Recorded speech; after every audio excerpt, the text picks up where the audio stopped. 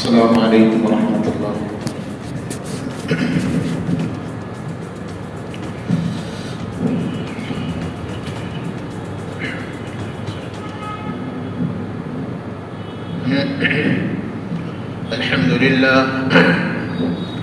الحمد للہ وکفى وسلام علی عباده الذین اصطفى، اما بعد فاعوذ باللہ من الشیطان الرجیم، بسم اللہ الرحمن الرحیم۔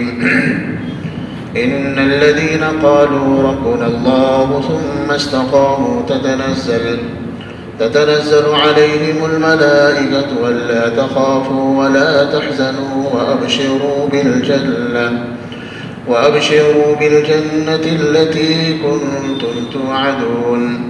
وقال الله تبارك وتعالى في مقام آخر: أم حسبتم أن تدخلوا الجنة ولما يأتكم مثل الذين خلوا من قبلكم مستهم البأساء والضراء وزلزلوا حتى يقول الرسول والذين آمنوا معه متى نصر الله الا ان نصر اللہ قریب۔ درود شریف پڑھ لیں۔ اللهم صل على محمد وعلى آل محمد كما صليت على إبراهيم وعلى آل إبراهيم إنك حميد مجيد۔ اللهم بارك على محمد وعلى آل محمد كما باركت على إبراهيم وعلى آل إبراهيم إنك حميد مجيد۔ بزرگان محترم، معزز سامعین، عزیز و دوستو، یہ ذی الحجہ کا مہینہ چل رہا ہے۔ قرآن کریم کی جو آیت کریمہ تلاوت کی گئی ہے، اللہ رب العزت نے ایمان اور استقامت، یہ دو چیزیں بڑی اہم ہیں کہ ایمان والا ہونا اور ایمان پر جمنا، یہ دونوں جس انسان کے اندر آ جاتا ہے وہ انسان دنیا میں بھی کامیاب ہوتا ہے، آخرت میں بھی کامیاب ہوتا ہے۔ دوسری زبان میں اس کو ہم اور آپ اس طرح سمجھیں کہ ہم لوگوں کو اللہ کے جو قانون ہیں، احکام ہیں، اپنے اوپر لاگو کرنا ہے کہ اللہ رب العزت نے جو قوانین قرآن کے ذریعے سے اور امام الانبیاء جناب رسول اللہ صلی اللہ علیہ وسلم نے احادیث کی روشنی میں اور پوری زندگی آپ نے جو ہمیں قانون دیا ہے، ان دونوں پر ہم لوگوں کو کس طریقے سے عمل کی توفیق مل جائے اور اس پر جمے رہے، یہ دو چیزیں بڑی اہم ہیں۔ اس کو ہم کچھ تھوڑی سی دیر میں بہت اچھی طرح سمجھ سکتے ہیں۔ الحمدللہ، اسی وجہ سے ہم میں سے ہر شخص آج تلاوت بھی کر رہے ہیں، جیسے آج جمعے کا دن ہے، مبارک دن ہے، آج بہت سارے حضرات نے، ہم تو کہتے ہیں کہ آپ میں سے تمام حضرات نے سورۃ الکہف کی تلاوت کی ہوگی، یا جن کی جو ترتیب ہے وہ جمعے کے بعد بھی کر سکتے ہیں۔ جمعرات کی مغرب سے لے کر کے یعنی جمعے کے دن مغرب تک آپ اس 24 گھنٹے کے اندر آپ کسی بھی وقت میں اگر آپ نے سورۃ الکہف پڑھ لی تو اس فضیلت کو حاصل کرنے والے ہو جائیں گے۔ قرآن کریم کے اندر اللہ رب العزت نے اہل ایمان کی جو صفات ذکر فرمائی ہے، ایک تو یہ کہ جب وہ مومن ہو گئے تو انہوں نے کہا کہ ہمارا رب اللہ ہے، اور پھر اس بول پر وہ قائم رہے۔ ثم استقم قل آمنت باللہ ثم استقم، جب کہا کہ میں نے ایمان لایا اللہ پر، اس پر پھر وہ قائم رہے۔ یہ مضمون ہم نے استقامت فی الدین کو اس لیے منتخب کیا آج کے جمعے کے اندر کہ یہ قربانی والا مہینہ آخری عربی کا، اور جب شروع ہونے والا ہے محرم کا مہینہ، وہ بھی قربانی والا مہینہ شروع ہونے والا ہے۔ یہ قربانی مال کی تھی، اور وہ قربانی جو آئندہ مہینے کے اندر ہونے والی یا کہ ہوئی ہے، وہ جان کی، مال کی، سب چیز کی قربانی ہوئی ہے۔ تو ان ایمان پر استقامت کے نتیجے میں انہیں کیا ملا اور کیوں وہ جمے رہے، اور کون سی ایسے ان کے دل کے اندر کس چیز کی محبت تھی جس کی وجہ سے انہوں نے جان کا نذرانہ پیش کیا، وہ الگ مضمون ہے. لیکن ہم لوگوں کے لیے عبرت اور نصیحت کی بات کیا ہے؟ وہ یہ ہے کہ ہم میں سے ہر شخص نے کلمہ پڑھا ہے لا الہ الا اللہ محمد رسول اللہ، اور اس کے بعد ہم سب نے اللہ سے یہ وعدہ کیا ہے کہ اللہ ہم آپ کی باتوں کو مانیں گے کیونکہ آپ کے سوا میرا کوئی معبود نہیں ہے. فرمایا کہ جس بندے کے اندر یہ بات آ گئی اور اس کے بعد وہ اس پر قائم رہا تو باطل کی چاہے کتنی ہی تیز تند ہوائیں آئی وہ ایمان سے نہیں پھرے. حضرت خبیب رضی اللہ تعالیٰ عنہ کا واقعہ تاریخ میں ملتا ہے کہ ان کے جسم کو داغا گیا تھا. حضرت سمیہ رضی اللہ تعالیٰ عنہ کا واقعہ جب ہم اور آپ پڑھتے ہیں سنتے ہیں کہ عورتوں میں سب سے پہلی شہادت اسی ایمان کی وجہ سے آپ کو شہید کیا. اسی طریقے سے حضرت بلال رضی اللہ تعالیٰ عنہ جن کی تاریخ بھری پڑی ہے، فرمایا کہ جب ایمان لائے تو آپ کو چلچلاتی دھوپ میں سخت پتھر پر لٹا کر کے، تپتے ہوئے ریت پر لٹا کر کے، اور آپ کے جسم کو داغا گیا، آپ پر کوڑے برسائے گئے اور آپ یہی کہتے تھے اللہ احد اللہ احد، اللہ ایک ہے، اللہ ایک ہے. چونکہ انہوں نے کہا کہ جب ہم نے اللہ کے لیے اپنی جان مال وقت سب کچھ دے دیا ہے، اب باطل چاہے کتنے ہی ہم پر ظلم کرے یا کہ ہمیں کتنے ہی ستایا جائے، ہمارے خون کے قطرے قطرے میں ایمان ہے، اس لیے ہم ایمان سے پھرنے والے نہیں ہیں. کیونکہ ان کو پتا تھا الدنیا مزرعۃ الآخرہ، کہ دنیا آخرت کی کھیتی ہے. یہاں اگر ہم نے اللہ رسول کے ساتھ وفا کر لی تو آخرت میں ہمارے لیے بہت ہی زیادہ خوشیوں والی زندگی آئے گی. اس لیے قرآن کریم کے اندر اللہ نے فرمایا ان الذین قالوا ربنا اللہ ثم استقاموا تتنزل علیہم الملائکہ، ملائکہ بھی اتریں گے استقامت کے بعد ایمان فی الدین والوں کے لیے. تتنزل علیہم الملائکہ، اور یہ خوشخبری مومنوں کے دی جائے گی کہ اب تمہیں غم اور خوف کرنے کی ضرورت نہیں ہے، اور تمہیں اس جنت کی میں خوشخبری دیتا ہوں جس کا تم سے وعدہ کیا گیا ہے. پتا چلا مومن یہ دنیا چھوڑ کر کے جب آخرت میں پہنچے گا تو اس کو اللہ کا یہ وعدہ یاد کرا کر کے کہ میرے بندے ہم نے تم سے دنیا میں وعدہ کیا تھا کہ ہم استقامت فی الدین پر عمل کرنے کی وجہ سے تمہیں جنت دیں گے، آج لے لو جنت، من چاہیے زندگی تمہارے لیے موجود ہے. قرآن کریم کی دوسری آیت کریمہ جس کے اندر اللہ رب العزت نے فرمایا کہ مومن یہ نہ سمجھے کہ ان کو جنت یوں ہی دے دی جائے گی، نہیں.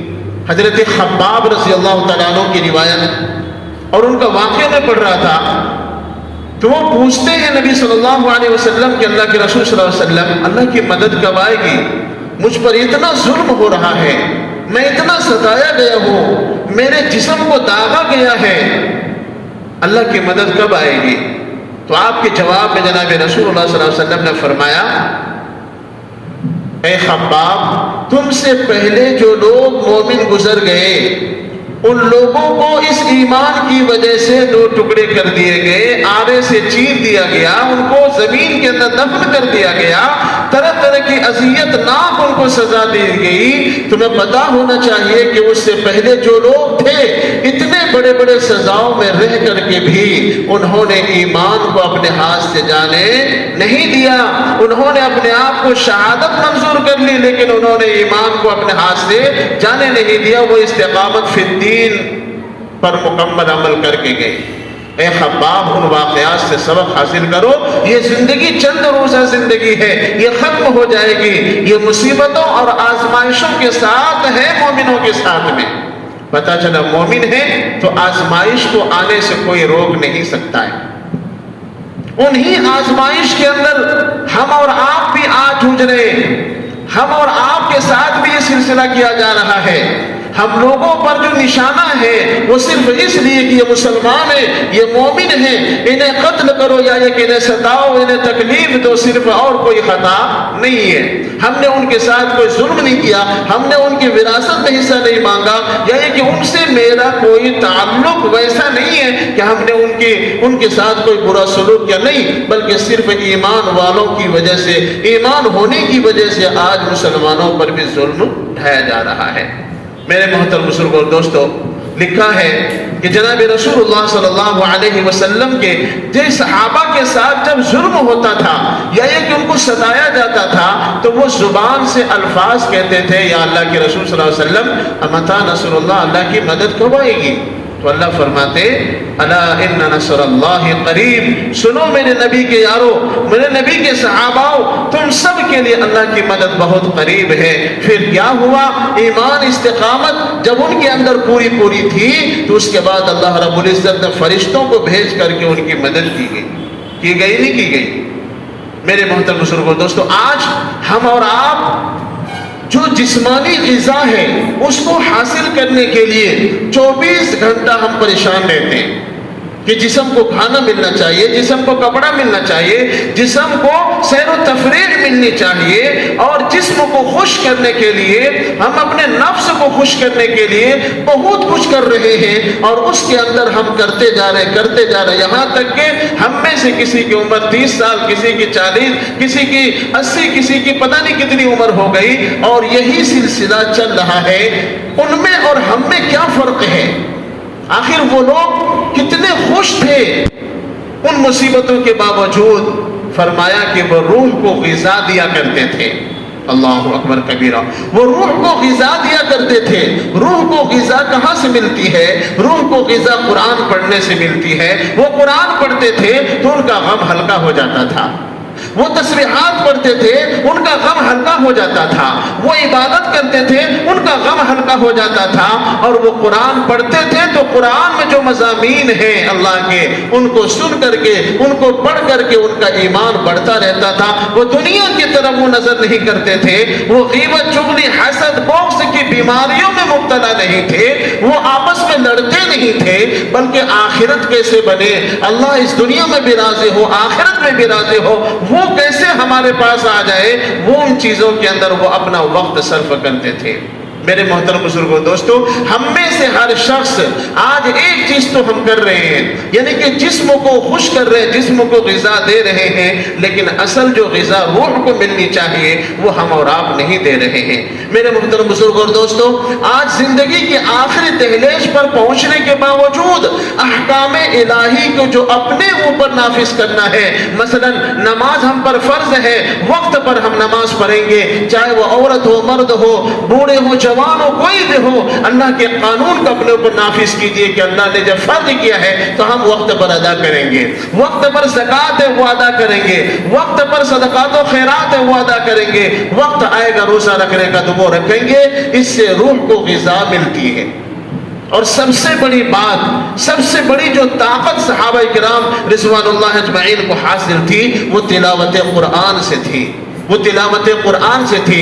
آج ہم اور آپ زندگی کے 24 گھنٹے کے اندر میں 10 منٹ بھی، 5 منٹ بھی تلاوت قرآن کے لیے نہیں نکال پاتے۔ صبح ہوتی ہے، شام ہوتی ہے، عمر یوں ہی تمام ہو رہی ہے، تلاوت قرآن نہیں کرتے۔ اس لیے ہمارے دل و دماغ میں وہ تمام دنیا کی جو خرافات ہے، جو تمام علائش ہے، وہ تمام کی تمام چیزیں بھری ہوئی ہیں۔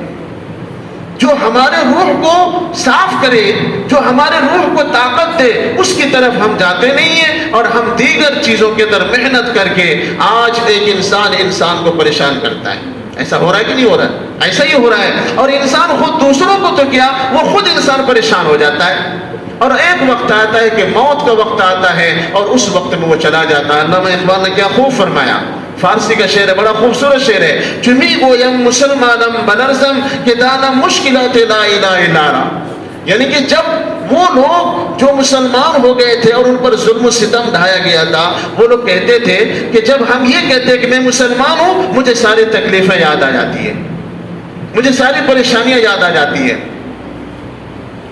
میرے بھائیو، بزرگوں اور دوستو، اللہ نے یہ بہت خوبصورت موقع دیا ہے، بہت خوبصورت موقع دیا ہے۔ کسی کے دباؤ میں عبادت نہیں کرنی ہے، بلکہ اللہ نے جو فرض عبادت کی ہے اس کو اپنے اوپر فرض کر کے یہ کہنا ہے، اللہ نے تم پر فرض کیا، تم کیوں نہیں نماز پڑھتے؟ اپنے ذات سے خود کلام کرے، کوئی کہے یا نہ کہے اس سے کوئی مطلب نہیں ہے۔ دین پر چلنے کے لیے دوسرا کہے جب ہم عمل کریں، یہ کیا بات ہوئی؟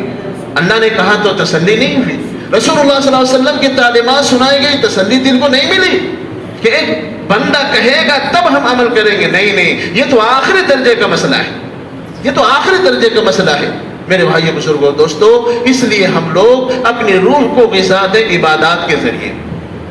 جمعے کا دن آئے سورۃ الکہف کی ضرور تلاوت کریں، فجر کے وقت میں سورۃ یاسین کی ضرور تلاوت کریں، مغرب کے بعد میں سورہ واقعہ ضرور پڑھیں، اور سونے سے پہلے سورہ ملک پڑھ کر کے سوئیں، اور تسبیحات کا اہتمام کریں۔ اس سے روحانی طاقت بڑھے گی، جسم کو غذا نہیں بلکہ روح کو غذا ملے گی۔ جسم تو جیسے ہے ہی، باقی روح کو غذا ملے گی تو اللہ تعالیٰ دنیا میں بھی کامیاب کر دیں گے، آخرت میں بھی کامیاب کر دیں گے۔ کریں گے انشاءاللہ اس کی فکر۔ اللہ رب العزت ہم سب کو آخرت کی فکر نصیب فرمائے، اور جو اللہ نے اپنے قانون ہم پر نافذ کیا ہے اس کو اپنے اوپر اوڑھنے کی توفیق عطا فرمائے۔ وآخر دعوانا الحمدللہ رب العالمین۔